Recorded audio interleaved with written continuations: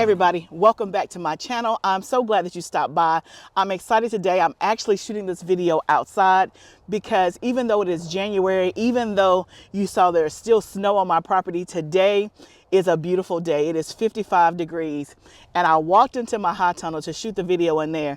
Y'all, it was 97 degrees in there. So I opened up the doors to let it bleed off some heat, and maybe we'll go in there before the end of this video. But if you're brand new to me, I am Barbara. I live in Tennessee in Zone 7B.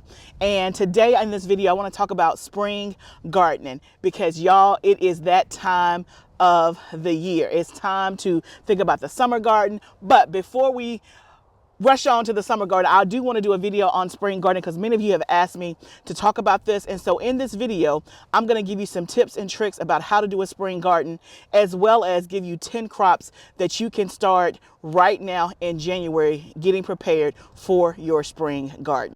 So even though it feels amazing out here, I'm literally chasing the sun. So I'm trying to get the sun behind me so it's not directly in my eyes as I do this video. But I will not complain. It is a beautiful day. The wind feels good. It's bright and sunshiny. Literally just a week ago, my whole property was covered in snow. We got 4 inches of snow, which is not a big deal to those of you that get snow all the time.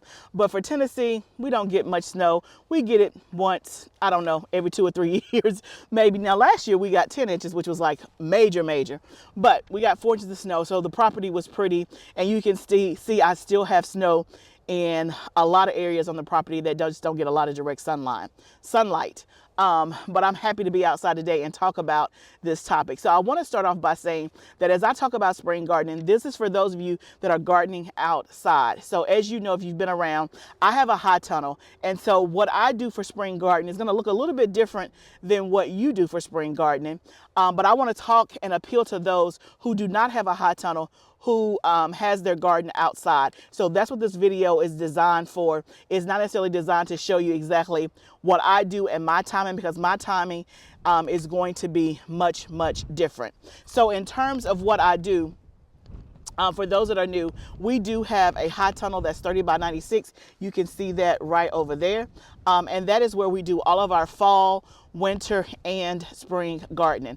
And then behind me, which is dormant right now, is where we do our summer garden.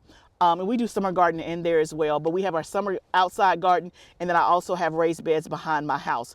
So I only garden in the hot tunnel during the fall, winter, and spring. So this won't be planted until May. It's usually out here from May to October, and then after that, we give it a rest because who wants to be outside in the middle of December trying to harvest crops when I can go in the tunnel? Whereas today it's like 97 degrees in there. So if you don't have a hot tunnel and it's on your bucket list for 2025, let me push you to definitely get one. It is a huge investment, but it is a great investment if you foresee yourself gardening for the long haul.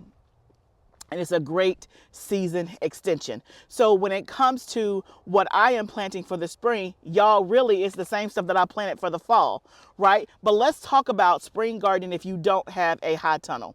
So the one thing that is most important is timing. So let me do like the preachers do. Let me say it again. The most important thing when it comes to planting a spring garden is timing. Okay, so let's talk about the timing. And again, I have some notes here because this is more of a teaching style video. And so I want to make sure that I get all the points, and so that you walk away from this video and you know exactly what you need to do, what you don't need to do. You can take notes and all of that. So when it comes to timing, there are 4 things. Four things I'm going to talk about when it comes to timing when you're getting ready for a spring garden. So first thing is you must know your last frost date, your expected or estimated last frost date.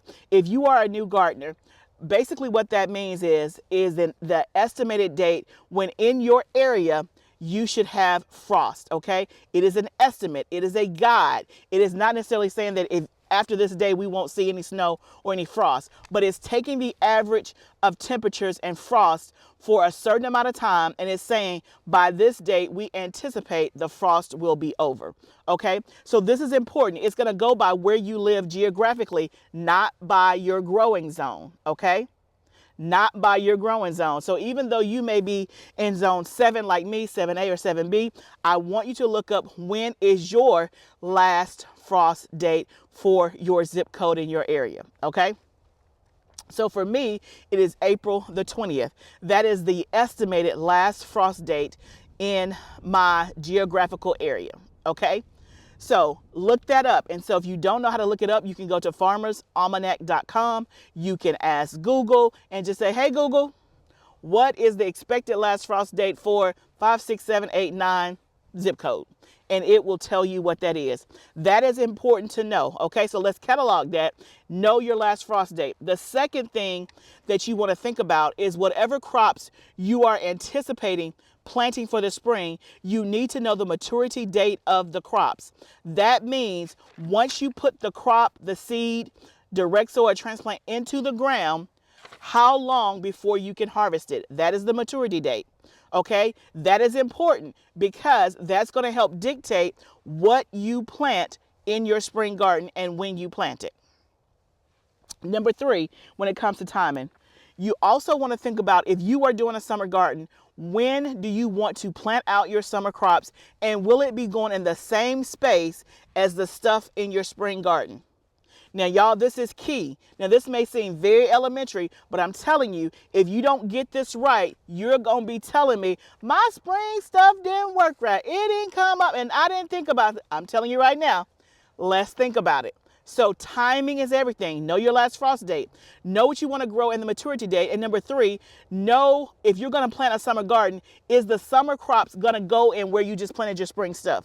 The reason why that's important is that you don't want to plant something in a space that you want to use for summer. And let's say it has, let's take for an example, if I wanted to do Brussels sprouts right now. Brussels sprouts take a long time. Again, Brussels sprouts take a long time. They can take 4 months. I planted my Brussels sprouts out in my tunnel, I think in September, and my Brussels sprouts are still not ready, okay? It's been right at 4 months. Now, they are close, but they're not ready yet. So let's say today I wanted to start seeds for Brussels sprouts, okay? And let's say I wanted to transplant them out in about 3 to 4 weeks, so mid-February. Once I transplant them out, if they still have 100 days left, let's do the math. That's March, that's April, that's May, and we're into June.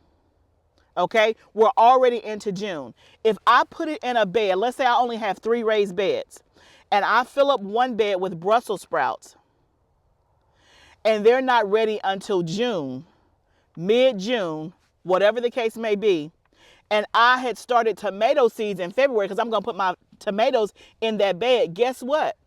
Your Brussels sprouts are not going to be ready, and you're going to have these tomato plants with no place to go. That's why I say pay attention to where you're going to plant the stuff, and if so, is a summer crop going to go behind it? If so, you need to make sure that your timing is right. And that's exactly what I do in my tunnel. Okay, if you have a question about that, put it down below. But that's why timing is so important. And then number 4 is, when it comes to timing, is for things that grow quickly, like radishes and lettuce, if you have enough time, go ahead and plan to succession sow that. That means you may plant your lettuce out in 2 to 3 weeks, but because you know it'll be ready to harvest in 45 days, you already planning to put out more lettuce in 6 weeks. So you're going to keep the successions going so that you have a continual harvest of lettuce. Okay? Now, I can drop the mic right now and go on back to my house, and if you got enough information right there to do your spring garden, but I'm not going to do you like that. I'm not going to drop the mic. I'm going to keep the mic, okay? And let's keep talking. But when I say timing is everything, timing is everything when it comes to your spring garden. Now, I want to talk about some nuances when it comes to spring gardening and the reason why a lot of people do not have success when it comes to spring gardening. One, their timing is all off. So they are not starting seeds or transplanting at the right time to give them the right amount of time to be able to harvest. So what does that look like? So if let's say I'm in Tennessee, let's say I did not have a high tunnel and I was gardening outside. So let's just say I wanted to take 1 row to do some spring crops, okay? Let's just pretend like that is the case. If I was starting seeds today, and let's say I started lettuce, radishes, and collard greens and kale, 4 things. I started the seeds today. It's mid-January. I would look to transplant those out in about 4 weeks from now, which will be mid-February. Okay. So again, I want to give you a visual. I want to make it very plain and simple. So I've started my seeds in mid-January. 4 weeks later, a month later, it's time for me to transplant them out. So I'll walk out here to my little space. I open the gate. I got my tray and I plant all my stuff. It's in the ground. Let's just say it's February the 15th. It's in the ground. My transplants are beautiful. It's looking good. Okay. February the 15th, I come out here. On the 16th, I come out and check on them. They're doing good. They're doing great. February the 21st, they're doing good. They're doing great. And then on February the 28th, the weatherman says, y'all, bundle up. It's about to get cold. Okay? And the temperatures are going to drop to 15 degrees. My stuff is outside. It was looking good. It's still looking good. But I'm like, it's looking so good. It's just one day of 15 degrees. Man, I'm to the good. I'm so happy about my seedlings. I'm on the phone talking to my girlfriends about my seedlings. Girl, they look good. On February the 29th or March the 1st, you march your little happy self on out here to your garden. And you can't believe that your lettuce is all downtrodden. It's all messed up. Your kale looking like somebody then took a whack to it. Like your stuff don't look good. Why? Because remember, you're outside. Remember that each plant has its own level of cold tolerance. Okay? So at 15 degrees, your lettuce is not going to survive. Okay? At 15 degrees, what else did we say? I don't remember what we said we planted. Your collards, your kale, they may be okay for one night, but your lettuce is certainly not going to be okay. It's too tender, right? And so what happens when it comes to spring gardening and you are planting outside, you have to pay attention to the weather. And if the temperature drops below whatever the cold tolerance is for those plants, you have to come out here and cover it up. If you have some low hoops, you can build you like a little low hoop. And I've talked about that in previous videos, a low hoop, put some cover on it, all the things. Okay, so that's one mistake that people make when it comes to spring gardening. Once they put their stuff out, they're not paying attention to the weather, or they don't do the necessary things to prevent their plants from being not good in case of extreme low temperatures. Okay, let me give you another example on the opposite end.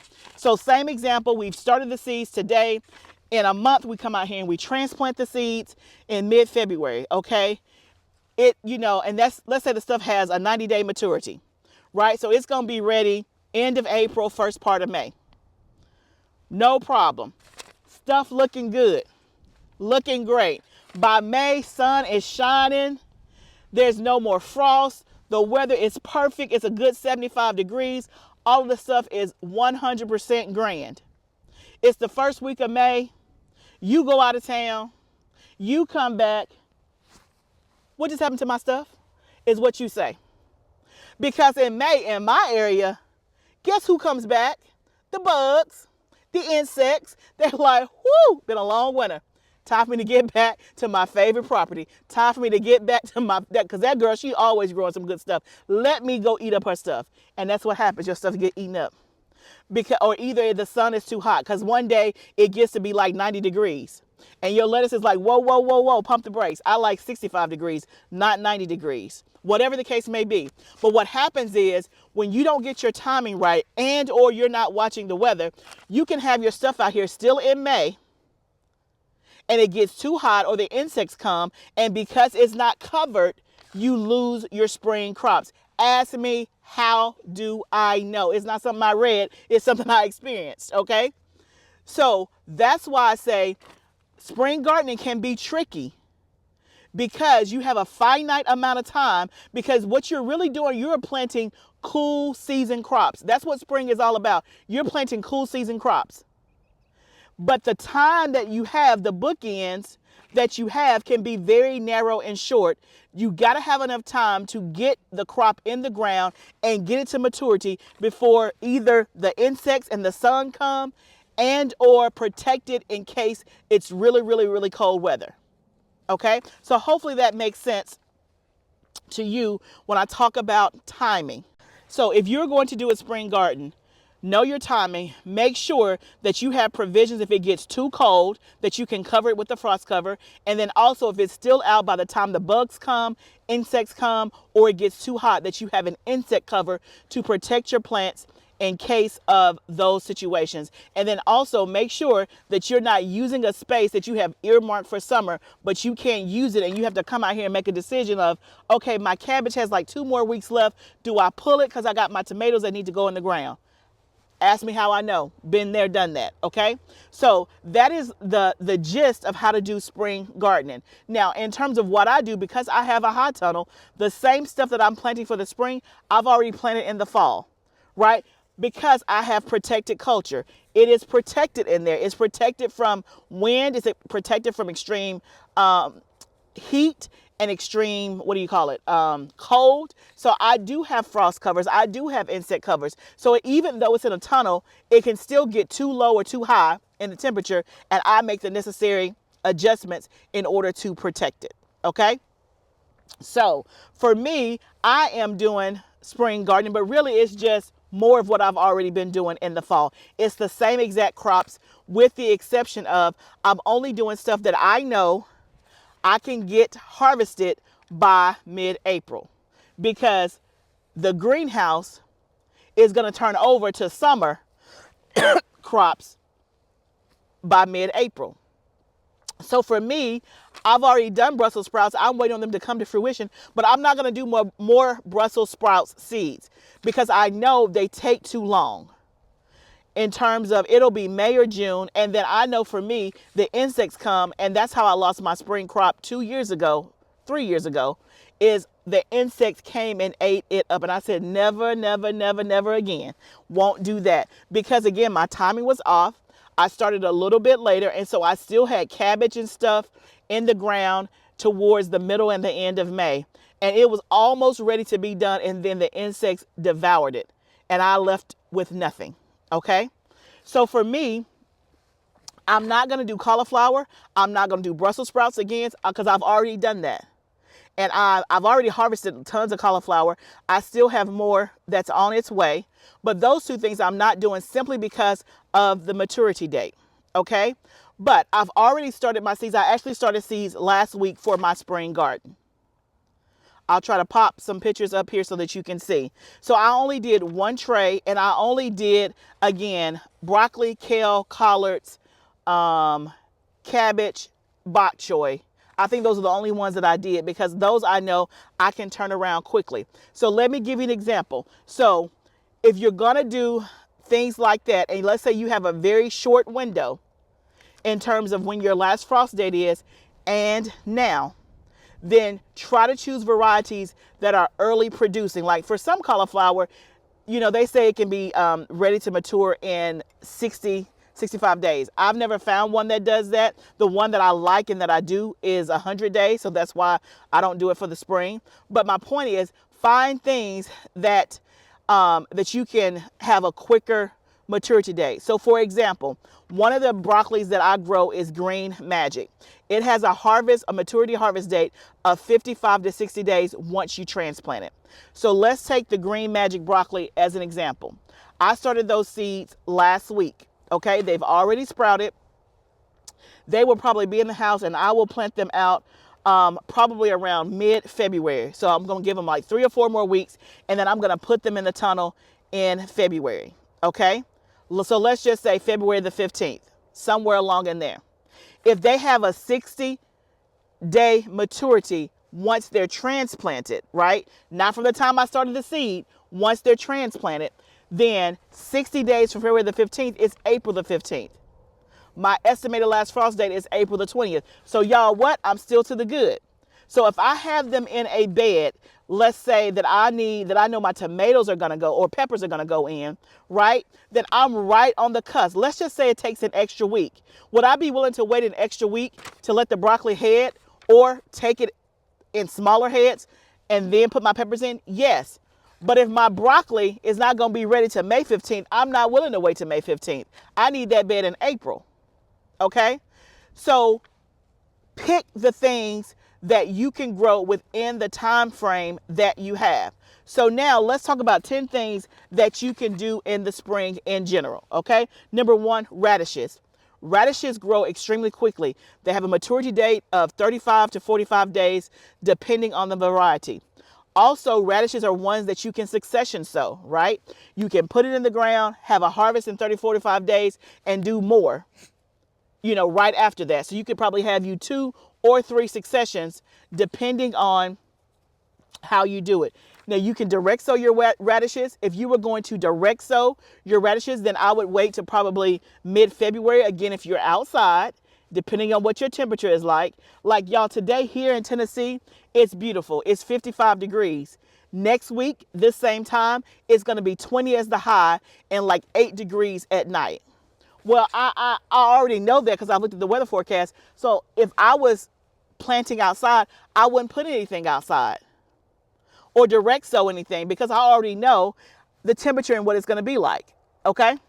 So number 1 you can plant is radishes. Number 2, lettuce. Number 3, cilantro is a cool season herb. So if you like cilantro for salsa and things like that, you can go ahead and get your cilantro. If you have a freeze dry, you can freeze dry it or dehydrate it so that you have it for the summer. Okay, carrots. Now carrots you're going to direct sow. And so again, carrots do really well in very cold and low temperatures. So that's something that maybe you want to look at direct seeding in the next week or 2, depending on where you are. Number 5 is broccoli. Get you an early maturing broccoli. So the one that I'm doing is Green Magic, and that is by Johnny's. It's a hybrid. Number 6 is cabbage. Get your early variety. So I think there's one called Golden Acre. That's an early variety, and there's several others. Number 7, collards or any type of green. Collards, mustards, turnips. Again, look at the maturity date.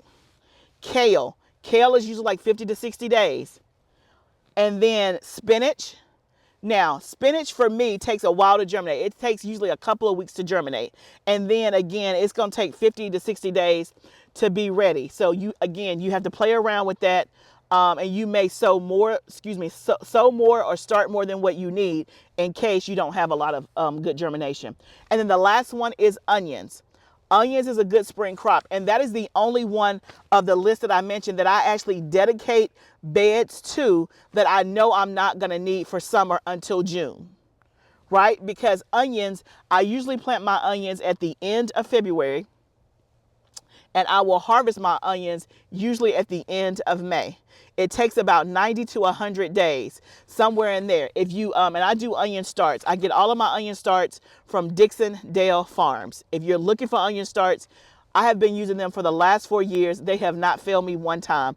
They produce beautiful, great onions if you don't want to start the seed yourself or if you haven't already started the seed. So onions, I have dedicated space behind my house in raised beds. So I have 5 raised beds back there. 3 beds I planted with garlic in the fall. 2 beds I left open for the onions. So I will put onions back there, knowing that I will not have access to that bed until June. Right? So do you see how I'm already thinking ahead? I didn't leave onions for up here in my tunnel because I know this is prime real estate for my tomatoes, peppers, cucumbers, and all of that stuff that I want to be in the tunnel. Okay?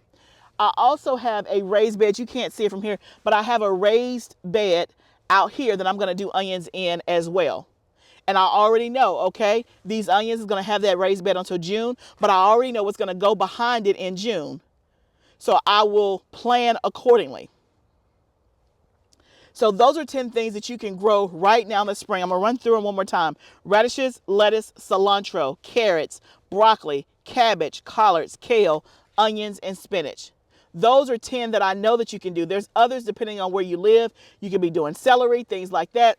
If you have a question, put it down below. But I hope that if you have taken off for the fall and the winter, or if you did not have good success, or maybe you had good success, you're going to keep going, I wish you the best when it comes to your spring gardening. I hope this video helps you understand what spring gardening is, how you can achieve it, and the things to be paying attention to and watching out for. So 2 quick announcements. So my workshop for this Sunday, you only have 24 hours left to register. That's the pressure canning workshop. And then next month's workshop is going to be planning your garden space. So if you know that you need help planning your garden space for the summer garden, I want you to go ahead, and I think the date is going to be February the 16th. I think, whatever that Sunday is. I think it's the 16th. Is going to be the date of the next workshop on how to plan your garden. If you already know that you need it, you're already excited about it, and you like, Barbara, just send me the link, put that down below. Let me know if y'all are interested. Let me see if I can get at least 10 people interested, and then we'll go ahead and have the class. And then in March, I'm going to do a seed starting workshop as well. So I thought about doing seed starting first, but I want you to plan your garden space first. Then that way you know what seeds to start and how to do all that. Anyway, that's my thinking, but if y'all want something different, let me know down below. Hope this video helps you. I hope that this video finds you ready, energized, and ready to go for the spring and summer garden, because y'all, it's about to be on and popping. Remember, let me slow it down. Gardening is a journey. Let's grow together. I'll see you next time, friend.